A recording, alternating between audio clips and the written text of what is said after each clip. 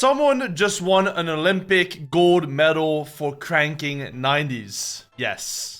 They did. So let's talk about all the new changes that just came out in the last update that came out yesterday. And it's a pretty big patch in terms of the things that have actually changed, but it's a little bit weird since not a lot of it has actually changed for competitive itself. Starting with the explosive repeater rifle that just got added to the game. It's basically sort of like a shotgun, but it's meant to be an assault rifle that does on-hit damage and it also explodes on top of that. And it's pretty cool as a weapon because you have the ability to double pump with it as well as being able to damage walls for a significant amount of damage in order to box fight with it. I think it's a pretty cool item. It has a lot of potential, I think, for W key games and has a really fun attribute going into maybe ranked games or pub games and stuff alike. Whether or not it's actually something that's meant for competitive, I doubt it, because currently you're going to have to carry a assault rifle for search, a shotgun, and then this explosive repeater rifle on top of that with your healing. I think most players are probably opting to looking at playing triple heal in this case rather than just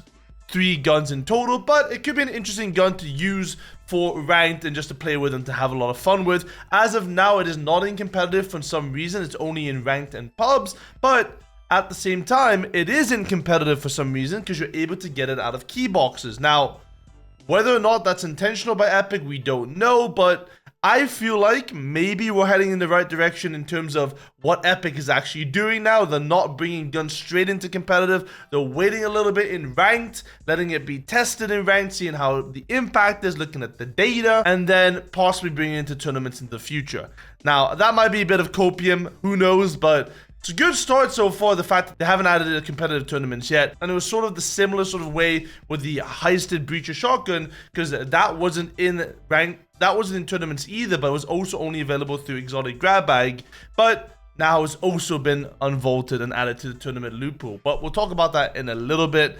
In terms of other big things in this patch, the heavy sniper has officially been vaulted. Obviously not relevant to competitive Fortnite in any sense because it's not in tournaments, but it's very relevant in zero build, especially towards that $2 million Saudi land. There's no longer going to be any sort of heavy snipers, which should have a big impact on the sort of meta that we're looking at for zero build as well. On top of that, it's not going to be in ranked anymore, so you're not going to have to rage quit when you get heavy sniped in the game randomly. And honestly, it's good. We're moving closer towards a nice little solid meta in competitive, rather than having ranked and competitive be a little bit too different. So these small things getting removed is massive. On top of that, the cannons have just been removed from tournaments itself as well. It was there for one tournament for some reason, the Performance Evaluation Cup. I believe it was in that tournament, and of course the Duo Cash Cup of last week. And it has now been removed and is no longer in tournaments after one cup. So huge stuff.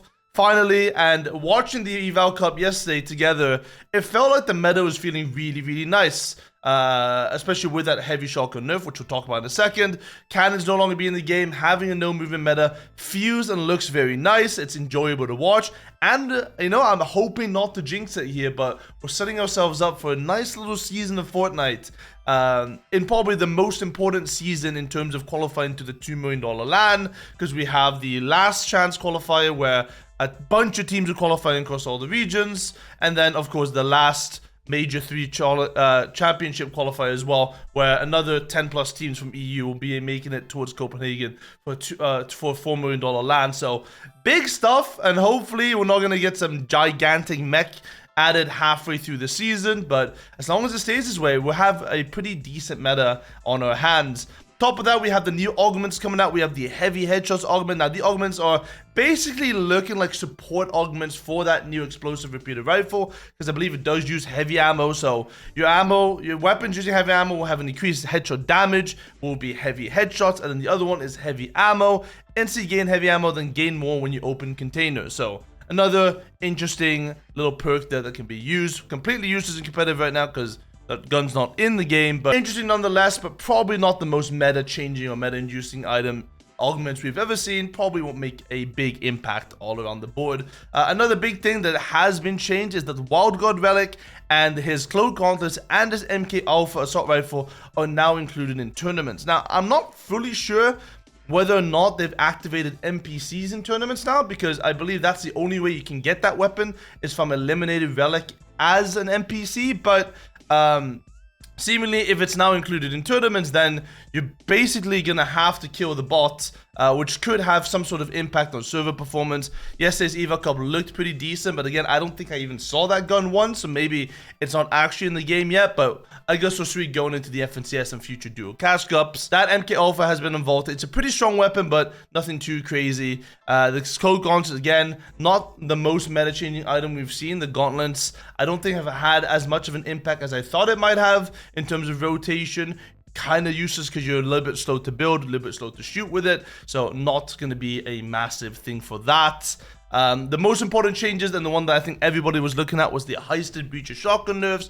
Now, the Heisted Breacher Shotgun obviously was only available through Exotic Grab Bag, the perk, and you'd have a small chance to get that shotgun out of all the mythic shotguns available in the game. Now they are also available in your key boxes. Now, they weren't available in key boxes before. They are in ranked, but not in terms of tournaments itself. So now you'll be seeing them a lot more in key boxes, which means that even though they nerfed the spawn rate of the exotic grab bag chances, the fact is you'll probably get a lot of them in the key boxes, which means that there's an increased amount of these guns in the game. So nerfs are definitely important in this sense. Now, the shotgun now does 255 damage as opposed to the 750 something that it did before this, which means that it one-shots wooden walls, but it doesn't one-shot brick walls anymore. So you're gonna have to pre-pickaxe a fully brick wall, which won't be that much of a difference, but we're gonna see a lot more teams now having to box themselves in full meta in endgame, and if you don't, you're at risk of getting pre-edited on with a one pickaxe swing and a heisted shotgun.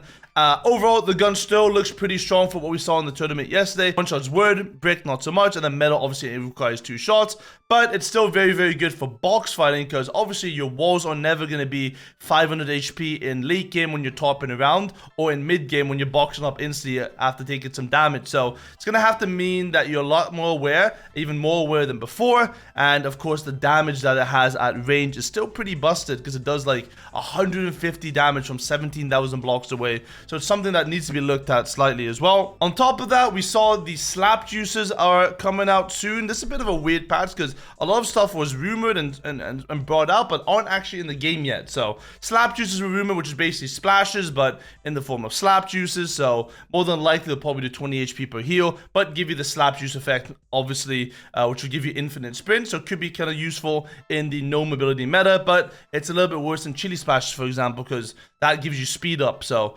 not sure how meta that's going to be, but if it does 20 HP healing, then it's going to be very good because it's one of the fastest healing in the game, and we might be moving towards more of a heal off meta yet again. And that was pretty much it for all the updates. Let's go towards the other big thing that happened this week, and it was the Fortnite Olympics. Now, a lot of you probably don't know what I'm talking about because I'll be honest, it's probably one of the worst advertised tournaments I've ever seen in a very long time. Although that's nothing new for Fortnite. Even Fortnite Competitive, the Fortnite game, didn't even tweet about it or even advertise it. You know, the biggest sporting event in history.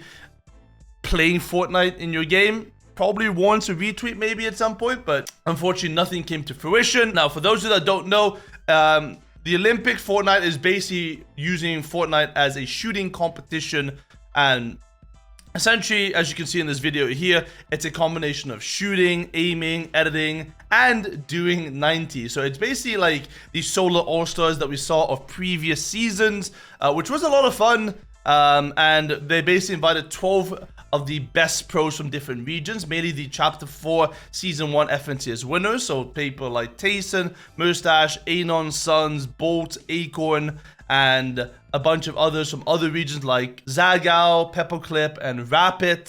And they put them head-to-head in this edit course, shooting course, for the best time. It was a shootout mode, so you only had one chance pretty much, and you were eliminated. And at the end of the day, the best region that we always believed in, OCE, took it home and took the gold medal. Congratulations, Anon, for getting gold. Second was, of course, Bolt, who was looking very impressive. And then third, representing EU and Latvia, was Mustache, who got the bronze medal. Fourth was Suns as well. So OCE, 2 out of 4 in the top 4 there. Don't know what that means. Is this the most skilled tournament? Probably not, but it's a pretty cool tournament, and I think we watched it together with Chad, and it was a really, really fun time, so I enjoyed it, and that's pretty much it. Maybe they'll run another one in 4 years. Who knows how successful that tournament actually was, but I enjoyed it, and it is really cool to see some sort of different competition within Fortnite because the game is so versatile. You can do so much in it. So maybe this is the future of doing some cool tournaments like that in the future as well. Thank you guys so much for watching. I hope you enjoyed. If you haven't already, please consider subscribing and liking. And I will see you guys on the next one. Goodbye.